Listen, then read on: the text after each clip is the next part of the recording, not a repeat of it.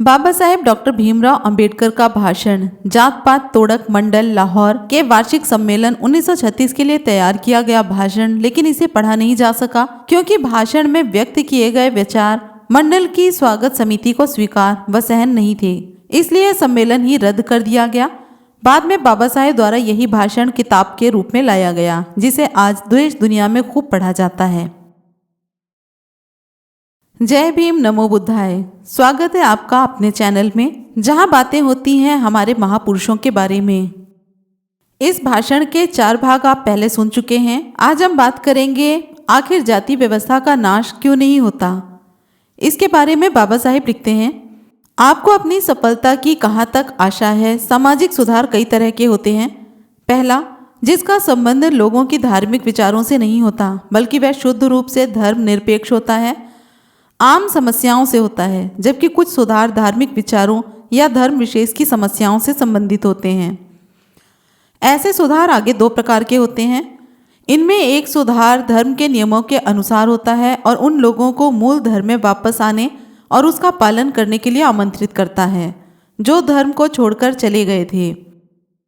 दूसरा सुधार न केवल धार्मिक नियमों पर प्रभावकारी होता है, बल्कि उन नियमों के बिल्कुल खिलाफ भी होता है। इनके समर्थक लोगों को प्रेरित करते हैं कि वे उन धार्मिक सिद्धांतों को ना माने, आदेशों को ना माने और उनके विपरीत आचरण करें। जाति व्यवस्था ऐसे ही कुछ धार्मिक विश्वासों का स्वाभाविक परिणाम है जिन्हें शास्त्रों की मान्यता मिली हुई है। शास्त्रों को अलौकिक प्रतिभा संपन्न ईश्वर की प्रेरणा प्राप्त संतों के आदेश लिखे हुए हैं। वे संत चमत्कारिक बुद्धि के स्वामी थे, इसलिए उनके आदेशों को नहीं मानना महापाप है। लोगों से जाति प्रथा को छोड़ने के लिए कहना अपना धर्म छोड़ने तथा महापाप करने के लिए कहने के समान है। जाति व्यवस्था को मिटाना एक ऐसा सुधार है जो तीसरे प्रकार के सुधार में आता है। सुधार का पहला व दूसरा मार्ग आसान है, लेकिन तीसरे प्रकार का सुधार मुश्किल ही नहीं बल्कि लगभग असंभव है। हिंदू अपनी सामाजिक व्यवस्था को बहुत पवित्र मानते हैं और जाति प्रथा को ईश्वर के विधान का आधार मानते हैं। इसलिए जातियों से जुड़ी पवित्रता और ईश्वरीय विधान की भावना को खत्म करना बहुत जरूरी है।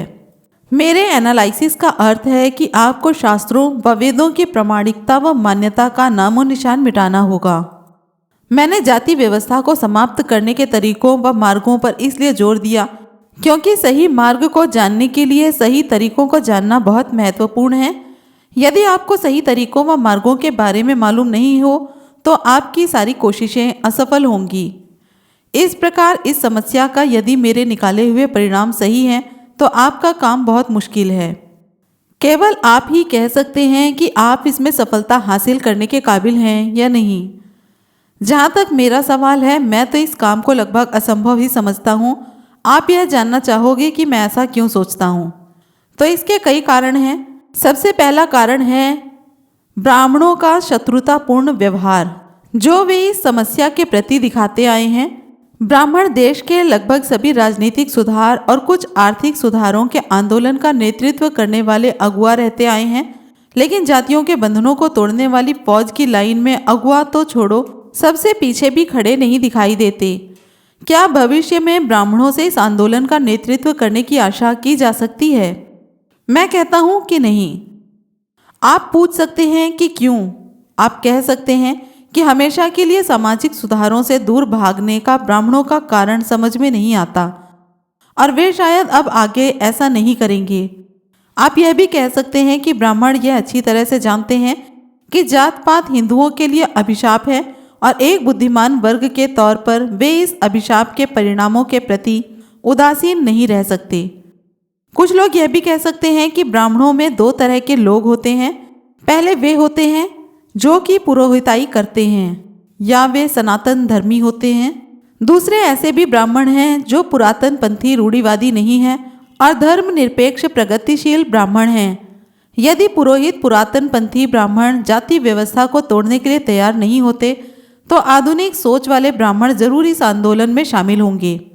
आपके ये तर्क सुनने में बड़े ही आकर्षक, लुभावने व ग्रहण करने लायक लगते हैं, लेकिन इन सभी तर्कों की बातों में यह भुला दिया जाता है कि जाति प्रथा के समाप्त होने से ब्राह्मणों का ही सबसे अधिक नुकसान होगा। तो क्या यह आशा रखनी चाहिए कि ब्राह्मण जाति प्रथा को खत्म करने वाले आंदोलन का नेतृत्व करेंगे? क्योंकि जाति प्रथा खत्म होने का अर्थ है ब्राह्मणों की शक्ति व सामाजिक प्रतिष्ठा का अंत होना। आप आधुनिक विचारों के ब्राह्मणों से आशा कर सकते हैं, लेकिन क्या उनसे आशा करना सही है? क्योंकि जाति प्रथा खत्म करने का आंदोलन अपने ही भाई पुरोहित ब्राह्मणों के खिलाफ ही होगा। ऐसी स्थिति में प्रगतिशील ब्राह्मणों से भी आशा करना बेकार है। दोनों ब्राह्मणों में फर्क ढूंढना व्यर्थ है। दरअसल दोनों ब्राह्मण एक ही जाति के अंश और नज़दीकी रिश्तेदार हैं। दोनों ब्राह्मण एक ही शरीर की दो भुजाओं की तरह हैं। यदि एक भुजा पर हमला किया जाएगा तो दूसरी भुजा इसकी रक्षा में जरूर उठेगी। इस बारे में मुझे प्रोफेसर डाइसी की किताब इंग्लिश कॉन्स्टिट्यूशन में लिखी एक महत्वपूर्ण बात याद आती है। संसद के कानून बनाने वाली सर्वोच्च सत्ता पर वास्तविक पाबंदी की बात करते हुए प्रोफेसर डाइसी ने लिखा है, किसी भी शासक की प्रभुसत्ता को अपने अधिकारों के प्रयोग में दो रुकावटों का सामना करना पड़ता है। इनमें से एक अंदरूनी रुकावट है और दूसरी बाहरी। किसी प्रभुसत्ता की बाहरी सीमा इस बात की संभावनाओं पर निर्भर करती है कि उसकी प्रजा या प्रजा के अधिकतर लोग उसके आदेशों, कानूनों की अवहेलना यानी कानूनों को तोड़ेंगे या उनको लागू करने में रुकावट डालेंगे। इसके विपरीत आंतरिक प्रभुसत्ता स्वयं शासक की शक्ति के स्वरूप व प्रकृति से पैदा होती है। यहाँ तक कि सभी अधिकार अपने कब्जे में करने वाला निरंकुश शासक भी अपनी शक्ति का प्रयोग अपनी परिस्थितियों के अनुसार करता है जिनमें वह रहता है, और उसकी शक्ति तथा प्रकृति का निर्माण उसके समाज की परिस्थितियों व नैतिक मूल्यों पर निर्भर रहता है। सुल्तान यदि चाहता तो भी मुसलमानों का धर्म नहीं बदला जा सकता था, लेकिन यदि वह ऐसा कर भी सकता था तो भी यह कतई संभव नहीं था कि मुस्लिम धर्म का प्रमुख मुस्लिम धर्म को ही खत्म करने की इच्छा करता।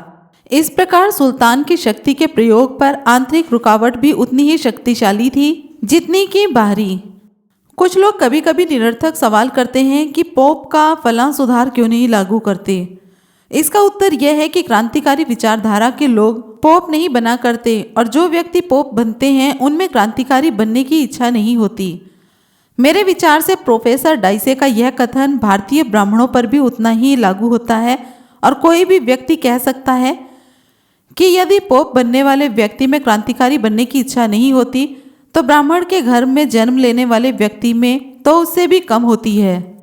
सच्चाई यह है कि सामाजिक सुधार के मामले में किसी ब्राह्मण से क्रांतिकारी बनने की आशा रखनी उतनी ही बेकार है जितनी कि लेस्ली स्टीफन ने ब्रिटिश पार्लियामेंट से ऐसा कानून पास करने के लिए कहा था कि नीली आंखों वाले सभी बच्चों की हत्या कर दी जाए। आप में से कुछ लोग यह कहेंगे कि यह ज़्यादा चिंता की बात नहीं है कि ब्राह्मण जाति की व्यवस्था के खिलाफ आंदोलन का नेतृत्व करने के लिए आगे आते हैं या नहीं। मेरी राय में यह नज़रिया अपनाना किसी समाज के बुद्धिजीवी वर्ग के प्रभाव की ओर ध्यान नहीं देना है। चाहे आप यह स्वीकार करें या ना करें कि महान पुरुषों द्वारा इतिहास का निर्माण होता है, लेकिन आपको यह जरूर मानना पड़ेगा कि हर देश में बुद्धिजीवी वर्ग यदि समाज को नियंत्रित करने वाला या शासन करने वाला वर्ग भले ही नहीं हो, लेकिन यह काफ़ी हद तक समाज को प्रभावित करने वाला जरूर होता है। बुद्धिजीवी वर्ग ही भविष्य को देखकर समाज को उचित मार्गदर्शन व नेतृत्व प्रदान कर सकता है। किसी भी देश की बहुसंख्यक जनता विवेकशील, विचारशील तथा क्रियाशील नहीं होती है। यह अधिकतर बुद्धिजीवी के बताए मार्ग पर ही चलने वाली होती है। यह कहना भी कोई अतिशयोक्ति नहीं होगी कि देश का भविष्य उसके बुद्धिजीवी वर्ग पर निर्भर करता है। यदि बुद्धिजीवी वर्ग ईमानदार, स्वतंत्र और निष्पक्ष हो तो उस पर भरोसा किया जा सकता है कि देश में संकट के समय स्वप्रेरणा व विवेक से समाज को उचित नेतृत्व प्रदान करेगा। बुद्धिजीवी वर्ग के इस महत्व के साथ विचार करने वाली यह बात भी है कि बुद्धिजीवी अपने आप में कोई सद्गुण नहीं है, यह तो एक साधन मात्र है, और यह बुद्धिजीवी व्यक्ति पर निर्भर करता है कि वह इस साधन अर्थात अपनी बुद्धि का प्रयोग किस उद्देश्य की पूर्ति के लिए करता है। बुद्धिजीवी व्यक्ति अच्छा व्यक्ति हो सकता है, लेकिन साथ ही वह दुष्ट भी हो सकता है। इसी प्रकार बुद्धिजीवी वर्ग उच्च विचारों वाले लोगों का वर्ग भी हो सकता है जो हमेशा दुखी पीड़ित मानव के कल्याण के लिए तैयार रहता है। दूसरी ओर बुद्धिजीवी वर्ग कुटिल व बदमाश लोगों का गिरोह भी हो सकता है या अपने स्वार्थ की खातिर गिरोह के लोगों का समर्थक का रूप भी ग्रहण कर सकता है। भारत के संबंध में यह एक विडंबना ही कही जाएगी कि यहाँ का बुद्धिजीवी वर्ग ब्राह्मण जाति का ही दूसरा नाम है। आप अफसोस कर सकते हैं कि यह दोनों एक ही यानी ब्राह्मण व बुद्धिजीवी वर्ग एक दूसरे के पर्याय बने हुए हैं। यह भी कि भारत में बुद्धिजीवी वर्ग सिर्फ एक ब्राह्मण जाति तक ही सिमट कर रह गया है। इस कारण से इच्छाओं व हितों का पहरेदार बनने में ज़्यादा रुचि रखता है। यह बहुत ही दुखदाई बात है, लेकिन सच्चाई भी यही है।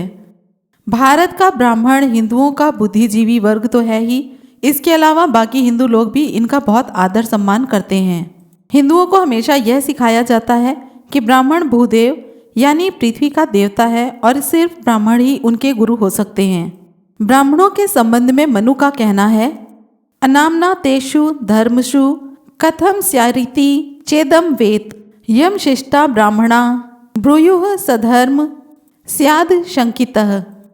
यदि यह पूछा जाए कि धर्म के उन विषयों में क्या किया जाएगा जिनके बारे में खास तौर से व्याख्या नहीं की गई या ज़्यादा नहीं बताया गया है, तो उत्तर यह है कि चूंकि ब्राह्मण श्रेष्ठ है, इसलिए ऐसे विषयों पर ब्राह्मण जो भी फैसला करेगा वही कानूनी शक्ति होगा, यानी सभ्य ब्राह्मण जो कह दे वही धर्म होगा।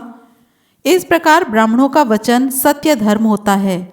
जब ऐसा बुद्धिजीवी वर्ग जिसने शेष हिंदू समाज पर नियंत्रण कर रखा है और जो जाति प्रथा को तोड़ने के आंदोलन का विरोधी हो, तो आंदोलन की सफलता की संभावना बहुत कम रह जाती है। जात पात तोड़क मंडल के आंदोलन की सफलता में शक होने का दूसरा कारण स्पष्ट करने से पहले यह बताना जरूरी है कि जाति प्रथा के दो पक्ष होते हैं। पहले पक्ष में यह समाज को अलग अलग समुदायों में बांटती है और दूसरे पक्ष में उन समुदायों को उनकी सामाजिक हैसियत व रुतबे के अनुसार एक दूसरे के ऊपर श्रेणियों में व्यवस्थित करती है, जिसमें एक से दूसरी जाति के सामाजिक स्तर ऊंचा या नीचा घोषित किया जाता है। इस व्यवस्था में हर जाति को यह संतोष व गर्व होता है कि वह किसी न किसी जाति से ऊपर है। जातियों के इस तरह के दर्जेवार बंटवारे के कारण बाहरी लक्षण के रूप में सामाजिक और धार्मिक अधिकार, जिनको शास्त्रों के अनुसार अष्टाधिकार और संस्कार कहा गया है, उनको भी श्रेणियों में बांटा गया है। जिस जाति का दर्जा जितना ऊंचा होगा उसे उतने ही अधिक अधिकार और जिसका दर्जा नीचे होगा उसे उतने ही कम अधिकार प्राप्त होंगे। जातियों की यह ऊंच नीच की व्यवस्था जाति तोड़कों के लिए उन्हें किसी संयुक्त मोर्चे के रूप में संगठित नहीं होने देती। यदि कोई जाति अपने से ऊंची जाति के साथ रोटी बेटी का संबंध रखने का दावा करती है, तो जाति के पोषक धूर्त, शरारती व चालाक लोग उसे रोकते हुए तुरंत फौरन यह कह देते हैं कि ऐसा करने से पहले उस जाति को पहले अपने से नीची जाति के साथ रोटी बेटी का संबंध करने के लिए तैयार रहना चाहिए। ऐसे शरारती धूर्त लोगों में ब्राह्मणों की ही संख्या अधिक होती है। इस प्रकार हिंदू धर्म में सभी लोग जाति प्रथा के गुलाम हैं, लेकिन सभी गुलाम अपनी सामाजिक प्रतिष्ठा के एक जैसे नहीं हैं, बराबर नहीं हैं। कार्ल मार्क्स ने अपने समय के मजदूर सर्वहारा वर्ग को क्रांति के लिए प्रेरित करते हुए कहा था, आपके पास खोने के लिए कुछ भी नहीं है अपनी गुलामी की बेड़ियों को खोने के सिवा। लेकिन भारत की इस जाति व्यवस्था ने गुलामी की बेड़ियों को इतनी चालाकी व खूबसूरती के साथ सामाजिक व धार्मिक अधिकारों का रूप दे दिया गया है कि यहाँ कार्ल मार्क्स का यह क्रांतिकारी नारे का आह्वान भी बेकार हो जाता है, क्योंकि यहाँ हर जाति को अपने से नीची जाति की तुलना में विशेष व अधिक अधिकार मिले होते हैं, जिन्हें खोने का डर रहता है। यहाँ की जातियाँ प्रभुसत्ता की ऊपर व नीचे अर्थात श्रेष्ठ व बदतर की व्याख्या में होती है। उनमें कोई ऊंची है तो कोई नीची। इसलिए इस श्रेष्ठता क्रम में हर जाति अपनी जाति व उसके सामाजिक स्तर की रक्षा के प्रति चिंतित रहती है। वे जानती है कि यदि जाति को खत्म कर दिया गया तो उनमें से कुछ जातियों को प्रतिष्ठा, अधिकारों व शक्ति के लिहाज से दूसरी जातियों से अधिक नुकसान होगा। इसलिए जाति प्रथा के खिलाफ एक सेना की तरह जोरदार हमले में सभी हिंदुओं के शामिल होने की आशा हम नहीं कर सकते। इसके बाद बाबा साहेब हिंदू धर्म शास्त्र, तर्क, विवेक और नैतिकता से दूर क्यों, इस बारे में चर्चा करते हैं। बाबा साहेब लिखते हैं, क्या हिंदुओं से यह उम्मीद की जा सकती है कि तर्क की कसौटी पर खरी न उतरने के कारण वे जाति प्रथा को मिटाने के लिए तैयार रहेंगे? सवाल उठता है कि क्या कोई हिंदू अपनी तर्क शक्ति के अनुसार चलने के लिए आज़ाद है? मनु ने हर हिंदू के दैनिक व्यवहार के लिए 3 आदेश दिए हैं जिनके अनुसार हर हिंदू को आचरण करना जरूरी है। वेदः स्मृतिः सदाचारः उवस्य च प्रियमात्मनः, अर्थात हिंदू को क्रम से वेद, स्मृति तथा सदाचार के नियमों का पालन करना चाहिए। इसके अलावा कोई रास्ता नहीं है। इस प्रकार हिंदुओं के जीवन में विवेक व तर्क का कोई स्थान नहीं है। जब कभी वेद और स्मृति में लिखे गए शब्दों के अर्थों के संबंध में कोई शंका या सवाल पैदा हो तो इनका ठीक अर्थ कैसे समझा जाए। इस महत्वपूर्ण सवाल पर मनु की आज्ञा स्पष्ट है। वह कहता है, जो व्यक्ति वेदों और स्मृतियों में लिखी गई बातों पर तर्क करते हैं और उनका आदर नहीं करते तो अच्छे साधु लोगों को चाहिए कि वे ऐसे वेद विरोधियों और नास्तिकों का सामाजिक बहिष्कार कर दंडित करें। यहाँ पर यह स्पष्ट कर देना बहुत ज़रूरी है कि मनु द्वारा जो भी बात कही गई है वो हिंदी में नहीं है, संस्कृत भाषा में है। मनु के इस नियम के अनुसार वेदों व स्मृतियों का अर्थ करने या समझने में तर्क का सहारा लेना पूरी तरह से निंदनीय व प्रतिबंधित है। इसे बहुत ही पाप का काम समझा गया है, जैसे कि नास्तिक होना। इसलिए हिंदू के लिए तर्क या विवेक का प्रयोग करने की आज्ञा नहीं है।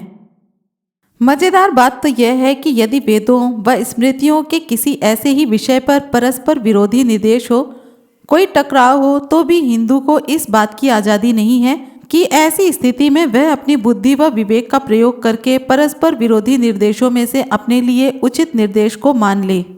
ऐसी स्थिति में भी मनु ने स्पष्ट आदेश दिए हैं कि जब किसी विषय पर 2 श्रुतियों में विरोध हो तो दोनों को बराबर मान्यता देनी चाहिए और दोनों में से किसी एक का पालन किया जा सकता है। इसमें यह दिमाग लगाने की जरूरत नहीं है कि उन दोनों में से कौन सी तर्क की कसौटी पर खरी उतरती है। बस बिना सोच विचार के मान लो। इस बात को मनु ने आगे स्पष्ट करते हुए कहा है, श्रुति और स्मृति में कोई विरोधाभास या टकराव हो तो वहाँ श्रुति को प्रमाणिक माना जाएगा और श्रुति की आज्ञा ही मान्य होगी। यहाँ भी कोई तर्क करने की जरूरत नहीं है कि दोनों में से कौन ठीक है।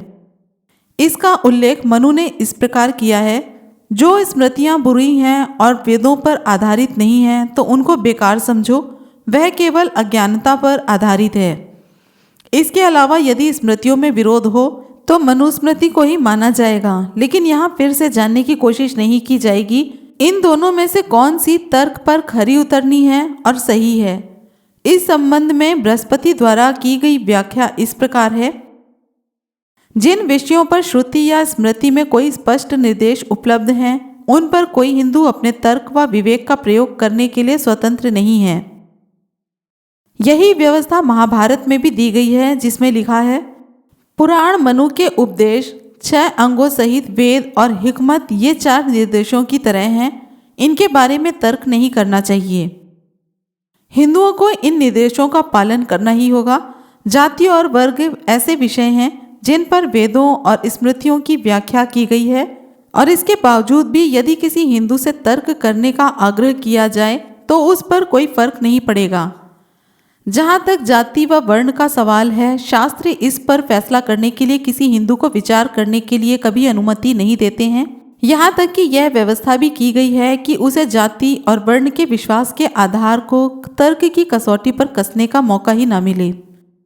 गैर हिंदुओं के लिए यह आश्चर्य आनंद का विषय हो सकता है कि लाखों हिंदू विशेष अवसरों पर जाति व्यवस्था को तोड़ते हैं, जैसे रेल में सफ़र करते समय, विदेश यात्रा के समय और बाद में शेष जीवन में जाति को कायम रखने की कोशिश करते रहते हैं। यदि इस अवधारणा की व्याख्या की जाए तो मालूम होगा कि हिंदुओं के विवेक व तर्क शक्ति पर एक ताला और भी लगा हुआ है। मनुष्य का जीवन सामान्य तौर पर आदतन और बिना विचार वाला होता है, यानी अपने जीवन के अधिकतर काम बिना सोचे विचारे ही करता है। किसी धर्म, विश्वास, काल्पनिक व्यवस्था या ज्ञान के समर्थन करने और जिन परिणामों की ओर उसकी प्रवृत्ति है उसकी सहायता देने वाले सक्रिय एवं सजग विचार बहुत कम और केवल धर्म संकटों में ही किया जाता है। रेलवे का सफर और विदेश यात्रा किसी हिंदू जीवन में धर्म संकट होते हैं। स्वाभाविक तौर पर एक हिंदू को खुद से यह सवाल पूछना चाहिए कि जाति प्रथा के बंधनों का पालन यदि दैनिक जीवन में हर समय नहीं किया जा सकता है तो इनसे क्यों बंधे रहना चाहिए। लेकिन वह सवाल नहीं करता है। वह आए दिन एक जगह जाति नियमों को तोड़ता है और बिना संकोच वह दूसरी जगह या अवसर पर मानने लगता है। इस हैरान कर देने वाले व्यवहार का कारण है शास्त्रों में इस संबंध में दिए गए नियम, जो उसे अपनी सुविधा के अनुसार जब चाहे जाति व्यवस्था का पालन करने के निर्देश देते हैं और पालन न करने की स्थिति में प्रायश्चित करने की व्यवस्था देते हैं। इस प्रकार प्रायश्चित के इस सिद्धांत से शास्त्रों ने जो समझौते की भावना का मार्ग पकड़ा है, उसने जाति प्रथा के लिए एक संजीवनी का काम किया है और जाति अभी तक कायम है। इससे चिंतनशील विचारों की अभिव्यक्ति का तो मानो गला ही घोंट दिया, नहीं तो इन चिंतनशील विचारों द्वारा जाति की अवधारणा ही मटियामेट हो जाती है। ऐसे बहुत सारे लोग हुए हैं जिन्होंने जाति प्रथा और छुआछूत को खत्म करने के लिए काम किए। इनमें से जिनका गर्व से जिक्र किया जा सकता है, उनमें कबीर, रामानुज व अन्य का नाम उभर कर आता है। क्या आप इन समाज सुधारकों के कामों का समर्थन कर सकते हैं और हिंदुओं को इनके विचारों व बताए मार्ग पर चलने के लिए समझा सकते हैं? यह सच है कि मनु ने श्रुति और स्मृति के साथ अनुशासित के रूप में सदाचार को भी शामिल किया है। वास्तव में सदाचार को शास्त्रों से ऊंचा स्थान दिया गया है। मनु ने लिखा है, अपने अपने देश परिवेश में कोई व्यक्ति जो सही गलत तरीका अपनाता है उसको सदाचार कहते हैं। श्लोक के अनुसार सदाचार का पालन जरूर अपनाना चाहिए, चाहे वह धर्म हो या अधर्म, शास्त्रों के अनुसार हो या खिलाफ। लेकिन सदाचार का अर्थ क्या है? यदि कोई यह समझे कि सदाचार सही और अच्छे भले काम हैं, जैसे भले और सज्जन लोगों के काम, तो ऐसा समझना भारी गलती होगी। सदाचार का अर्थ नेक या अच्छे काम या नेक या सज्जन लोगों के काम नहीं है। सदाचार का अर्थ है प्राचीन रूढ़ी या प्रथा, चाहे उचित हो या अनुचित। किसी देश में सभी जातियों के परंपरागत रिवाज व तौर तरीके चले आते हैं, उनको सदाचार कहा जाता है। स्मृति में हिंदुओं को यह साफ आदेश दिया गया है कि यदि देवताओं के कार्य भी श्रुति व स्मृति के विपरीत हैं तो उनका पालन नहीं किया जाना चाहिए। मानो लोगों को इसलिए सचेत किया गया है कि कहीं ऐसा ना हो कि भले काम और भले लोगों के कामों को ही सदाचार समझ लें, और वे इस डर से भी कि कहीं लोग सदाचार का अर्थ यही समझकर भले लोगों का अनुसरण करने लगें। स्मृतियों शास्त्रों में हिंदुओं को स्पष्ट शब्दों में आदेश किया गया है कि वे देवताओं के भी अच्छे कामों का अनुसरण नहीं करें, यदि वे स्मृति व श्रुति और सदाचार के खिलाफ हों। हो सकता है कि यह बात सुनने में बहुत अजीब लगे, बहुत ही विकृत लगे, लेकिन यह सच है कि शास्त्रों का हिंदुओं को आदेश है। किसी भी सुधारक के शास्त्रागार में तर्क और सदाचार, नैतिकता दो शक्तिशाली हथियार होते हैं और उसे इनके प्रयोग से रोक देना उसे काम करने के अयोग्य करने जैसा है। जब लोगों को यह सोचने की स्वतंत्रता ही नहीं है कि क्या यह तर्क और बुद्धि के अनुसार है या नहीं, तो आप जाति को कैसे समाप्त कर तोड़ पाएंगे? आप जाति के तर्क व नीति पर ही विचार करने के लिए स्वतंत्र नहीं हैं, तो जाति को खत्म कैसे कर पाएंगे? जाति के चारों ओर जो दीवार बनाई गई है उसे तोड़ना कतई संभव नहीं है, वह अभेद है।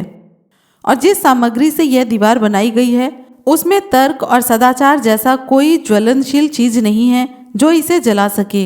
इस सच्चाई के साथ इसमें यह बात भी जोड़ दी जाए, जिस मजबूत दीवार के पीछे उन ब्राह्मणों की सेना खड़ी है जो समाज का बुद्धिजीवी वर्ग कहलाता है। ब्राह्मणों ने हिंदू समाज का नेतृत्व सहज व प्राकृतिक तौर पर हथियाया हुआ है। यहाँ कोई भाड़े के लाए हुए सिपाही नहीं है, वे अपनी मातृभूमि के लिए मर मिटने वाली फौज है। अब आप समझ सकते हैं कि मैं क्यों ऐसा सोचता हूँ कि हिंदू जाति में दीवार को तोड़ना लगभग असंभव क्यों है। किसी भी स्थिति में इस व्यवस्था को तोड़ने में कई युग बीत जाएंगे। इस काम को पूरा करने में देरी लगे या चाहे जितनी जल्दी किया जा सके, लेकिन आपको यह नहीं भूलना चाहिए कि यदि दरार बनानी है तो आपका उन वेदों और शास्त्रों को बारूद के गोले से उड़ा देना होगा जो तर्क व नैतिकता को नहीं मानते हैं। आपको श्रुतियों और स्मृतियों के धर्म को तबाह करना होगा जो सदाचार को स्वीकार नहीं करते हैं। इससे ज़्यादा कहने से कोई लाभ नहीं है। इस मामले में यह मेरा अच्छी तरह से सोच विचार का दृष्टिकोण है। इसके बाद बाबा साहेब धर्मशास्त्रों में सुधार की जरूरत क्यों, इस पर नज़र डालते हैं। बाबा साहेब कहते हैं, हो सकता है कि कुछ लोग शायद यही नहीं समझ पा रहे हों कि धर्म को तबाह करने का मेरा क्या अभिप्राय है। कुछ लोगों की नज़र में मेरा यह विचार विद्रोही और कुछ के लिए क्रांतिकारी हो सकता है। इसलिए मुझे अपने पक्ष को दृष्टिकोण स्पष्ट करने की जरूरत है। पता नहीं आप लोग सिद्धांतों और नियमों में कोई फर्क मानते हैं या नहीं, लेकिन मैं जरूर मानता हूँ। मैं इनमें फर्क ही नहीं मानता, इस फर्क को वास्तविक और महत्वपूर्ण भी मानता हूँ। नियम व्यवहारिक होते हैं जो निश्चित आदर्शों के अनुसार व्यक्ति के आदतन आचरण को दर्शाते हैं, जबकि सिद्धांत बौद्धिक होते हैं जो चीज़ों को परखने के लिए उपयोगी साधन हैं। ये नियम व्यक्ति को यह बताते हैं कि किस काम को करने के लिए कौन सी विधि या तरीका या साधन अपनाया जाना चाहिए। सिद्धांत काम की कोई निश्चित विधि निर्धारित नहीं करती। खाना पकाने की विधि की तरह नियम भी हमें यह बताते हैं कि क्या किया जाए और कैसे किया जाए। इसके विपरीत न्याय के सिद्धांतों की तरह सिद्धांत मुख्य मुद्दे के बारे में बताता है, जिसके लिए उसे अपनी इच्छा व उद्देश्य की दिशा पर विचार करना होता है। सिद्धांत ही व्यक्ति को मार्गदर्शन कर बताते हैं कि किसी बात पर विचार करते समय किन महत्वपूर्ण बातों को ध्यान में रखना चाहिए। नियमों और सिद्धांतों के इस फर्क के कारण ही संपन्न हुए कार्य की क्वालिटी और विषय वस्तु का फर्क स्पष्ट हो जाता है। नियमों के अनुसार कोई अच्छा काम करना सिद्धांतों के अनुसार अच्छा काम करने से अलग होता है। सिद्धांत गलत होते हुए भी इसके तहत किया गया काम जिम्मेदारी, चेतना तथा महत्व का हो सकता है। इसी तरह नियम सही हो सकता है और इसके तहत किया गया काम या क्रिया मशीनी होता है। कोई धार्मिक गतिविधि या क्रिया सही क्रिया ना भी हो, लेकिन इस क्रिया की जिम्मेदारी होनी चाहिए। इस जिम्मेदारी के कारण ही वह धार्मिक कर्म सिद्धांत के अंदर ही माना जाएगा, इसे नियम नहीं माना जा सकता। और ज्यों ही यह क्रिया बिगड़कर नियम में बदल जाती है तो इसका धार्मिक रूप समाप्त हो जाता है, क्योंकि नियम के रूप में धर्म का जिम्मेदारी वाला आवश्यक तत्व इसमें से समाप्त हो जाता है। बाबा साहेब लिखते हैं, हिंदू धर्म क्या है? क्या यह सिद्धांतों का समूह है या नियम कानूनों का संग्रह? वेदों और स्मृतियों में बताए अनुसार तो हिंदू धर्म पशुओं की बलि, सोशल, पॉलिटिकल तथा साफ सफाई के नियमों व बंधनों का ढेर है मात्र है। सब खिचड़ी की तरह है। हिंदू जिसको धर्म कहते हैं वह कुछ और नहीं, सिर्फ आदेशों और बंधनों का पुलिंदा मात्र है। हिंदू धर्म वह वास्तविक धर्म है या नहीं जिसमें आध्यात्मिक सिद्धांत हों तथा विश्व के सभी समुदायों के लिए हर समय हर काम के लिए उपयोगी हों। ये तत्व हिंदू धर्म में मौजूद ही नहीं है। यदि थोड़े भी हैं तो हिंदुओं के जीवन में वह कोई निर्णायक भूमिका नहीं निभाते हैं। हिंदू के जीवन पर प्रभाव नजर नहीं आता। हिंदू के लिए जिस तरह से धर्म शब्द वेदों और स्मृतियों में प्रयोग किया गया है और इसकी व्याख्या करने वालों की तरफ से समझाया जाता है, उससे स्पष्ट है कि किसी हिंदू के लिए धर्म का अर्थ आदेश और बंधन ही है। वेदों में प्रयोग किए गए धर्म का अर्थ है धार्मिक उपदेशों या अनुष्ठान। दार्शनिक जैमिनी ने अपनी किताब पूर्व मीमांसा में धर्म की परिभाषा दी है। एक इच्छा के अनुसार लक्ष्य या परिणाम जिसे वैदिक परिच्छेदों में बताया गया है या जो वेदों में निर्देशित हों। सरल भाषा में यूँ कह सकते हैं कि हिंदू लोग जिसे धर्म कहते हैं वह वास्तव में कानून या नियम है या अधिक से अधिक कानून सम्मत वर्ण नीति है। सच पूछा जाए तो मैं ऐसे नियमों व आदेशों के कानूनी संग्रह को धर्म मानने से इनकार करता हूँ। हिंदुओं के इस कानूनी संग्रह को धर्म के रूप में गलत पेश किया गया है। इसकी पहली बुराई यह है कि इसमें मनुष्य के नैतिक जीवन तथा तर्क व विवेक के प्रयोग की आज़ादी खत्म होती है। वह ऊपर से थोपे हुए नियमों का गुलाम बनकर रह जाता है। इसमें अपने आदेशों के प्रति कोई वफादारी नहीं होती है और सिर्फ नियमों व आदेशों का पालना ही जरूरी है। इसके अलावा इसकी सबसे बड़ी बुराई तो यह है कि इसमें जो नियम पहले लागू थे वे आज भी लागू हैं और भविष्य में भी हमेशा वही नियम लागू रहेंगे। साथ ही नियम सभी वर्गों के लिए समान नहीं होने के कारण अन्यायपूर्ण व अधर्म है। अब चूंकि ये नियम हमेशा हमेशा के लिए बन गए हैं, इसलिए यह अन्याय भी हमेशा के लिए शाश्वत यानी स्थायी हो गया है, अर्थात इसे आगे की पीढ़ियों को भी इसी तरह भोगना पड़ेगा। ऐतराज इस बात पर नहीं है कि इस व्यवस्था को देव पुरुषों या स्मृतिकारों, भविष्य दृष्टाओं ने बनाया है, बल्कि इस कानूनी संहिता को अंतिम और स्थिर बना दिया है। किसी व्यक्ति के मन में खुशी एक जैसी नहीं रहती है। व्यक्ति की दशा व परिस्थिति के अनुसार बदलती रहती है। मन की प्रसन्नता अलग अलग व्यक्तियों के लिए अलग अलग समय में बदलती रहती है। जब यह स्थिति है तब यह कैसे हो सकता है कि मनुष्य समाज व इन सनातन अवस्थाओं को सहन करता हुआ लूला लंगड़ा न बन जाए और जकड़ा न जाए। ऐसे तो वह जरूर पंगु हो जाएगा। इसलिए मुझे यह कह देने में जरा भी संकोच नहीं है कि ऐसे धर्म को जरूर मिटा देना चाहिए, नष्ट कर देना चाहिए। मैं कहूँगा कि ऐसे धर्म का नाश करना कोई अधर्म या पाप नहीं कहलाएगा। वास्तव में मैं यह महसूस करता हूँ कि धर्म के इस कपटपूर्ण भेष या नकाब को फाड़ डालना, इस कानून को गलती से धर्म का नाम देकर जो झूठ फैलाया जा रहा है उसे दूर करना आपका परम कर्तव्य है। इस मुखौटे को उतार फेंकना आपके लिए बहुत ज़रूरी काम है। एक बार यदि लोगों के दिमाग से आप यह गलत धारणा दूर कर देंगे और उनको यह समझने के लायक बना देंगे कि जिस व्यवस्था को उन्हें धर्म बताया गया है वह धर्म ना होकर सिर्फ नियम व कानून है, तो आप उन्हें यह आसानी से समझा सकेंगे कि दूसरे नियमों की तरह अपने उपयोग के अनुसार इनमें भी संशोधन या बदलाव किए जा सकते हैं। उन्हें इसके लिए प्रेरित कर सकते हैं, क्योंकि धर्म के बारे में लोगों की यही धारणा है कि इसमें बदलाव नहीं किया जा सकता। इसलिए जब लोग इसे धर्म समझते हैं तो वे इसमें संशोधन या बदलाव के लिए तैयार नहीं होंगे, जबकि लोगों की यह धारणा है कि कानून को बदला जा सकता है। इसलिए जब तक लोग शास्त्रों के आदेशों व नियमों को ही धर्म मानते रहेंगे वे उनमें किसी भी बदलाव के लिए राजी नहीं होंगे।